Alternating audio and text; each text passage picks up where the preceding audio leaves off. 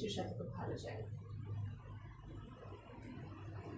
আর সেরাভে ক্রিমটার কথা বলছেন যেটা আসলে আমাদেরকে অনেকক্ষণ লং ফেসে লাস্টিং। হ্যাঁ, স্টে করে মেকআপটা অনেক, যদি সেটা কারো না থাকে তাহলে সেক্ষেত্রে বেবি যে লোশনগুলো আছে, বেবি যে ক্রিমগুলো আছে, ময়শ্চারাইজার, যেমন জনসন কোম্পানি, হ্যাঁ, এগুলো খুব বেটার।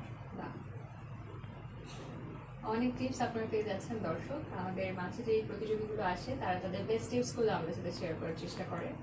এবারে আমরা হালকা একটু লুজ পাউডার, তাতে স্কিনটা বেটার থাকবে এবং স্কিনে কোনো ঘাম আসবে না, একদম না। যদি ঘামটা আসেও অ্যাবজর্ব করে নেবে। আচ্ছা আপু, আমি সেই দিন একটা বিষয় জানলাম যে যাদের মুখে খুব ঘাম হয় বা সোয়েটিং এর একটা প্রবলেম থাকে, আমি মেকআপে কোনটা বেশি ব্যবহার করা আমার উচিত? মানে আমি কখন কম্প্যাক্ট ইউজ করবো, কখন প্রেস পাউডার ইউজ করবো, আর কখন আমি লুজ পাউডার ইউজ করবো? সবচেয়ে বেটার হয় লুজ পাউডারটা ইউজ করে, এবং সেটা হোয়াইট পাউডার ব্র্যান্ডের যেন হয়। হ্যাঁ, এখন তো অনেক ভালো ভালো ব্র্যান্ড আসছে, তো সেগুলো যদি আপনারা একটু ইউজ করেন অনেক বেটার। স্কিনে ওটা অ্যাবজর্ব অনলি দেখা যায় যে হ্যাঁ ওর স্কিনে কিছু একটা দেয়া আছে, বাট বোঝা যাবে না। হ্যাঁ, কখন আপু টাইমটাতে মানে মেকআপটা খুব ক্র্যাকি হয়ে যায়?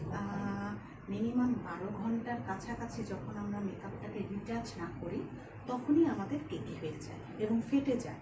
এবং সেই মেকআপটা যদি ব্র্যান্ডেড না হয়, তার স্কিনের সাথে তো টোনের সাথে তো যেতে হবে অবশ্যই। হ্যাঁ, অনেক আমরা কি করে অনেক ব্রাইট কিছু ইউজ করে ফেলি, যেটা ইউজ করা ঠিক না। এখন আপু সবাই স্কিনে ওটা অ্যাবজর্ব অনলি দেখা যায় যে হ্যাঁ ওর স্কিনে কিছু একটা দেয়া আছে, বাট বোঝা যাবে না। হ্যাঁ, কখন আপু টাইমটাতে মানে মেকআপটা খুব ক্র্যাকি হয়ে যায়? মিনিমাম 12 ঘন্টার কাছাকাছি যখন আমরা মেকআপটাকে রিটাচ না করি, তখনই আমাদের কেকি হয়ে যায় এবং ফেটে যায়। এবং সেই মেকআপটা যদি ব্র্যান্ডেড না হয়, তার স্কিনের সাথে তো টোনের সাথে তো যেতে হবে অবশ্যই। হ্যাঁ, অনেক আমরা কি করে অনেক ব্রাইট কিছু ইউজ করে ফেলি, যেটা ইউজ করা ঠিক না। এখন আপু সবাই ফেটে যাওয়ার একটা রিজনও হচ্ছে আপু যে ভারী মেকআপ ব্যবহার করে। হ্যাঁ, আমি যত অল্প প্রোডাক্ট ইউজ করবো দর্শক ততক্ষণ লং লাস্টিং করবে। এবং ইউজের টেক্সচারগুলো জানতে হয়। ইউজের টেক্সচারগুলো যখনই আপনি জানবেন, তখনই আপনি মেকআপটা করতে আপনার ইউজুয়ালি ভালো লাগবে।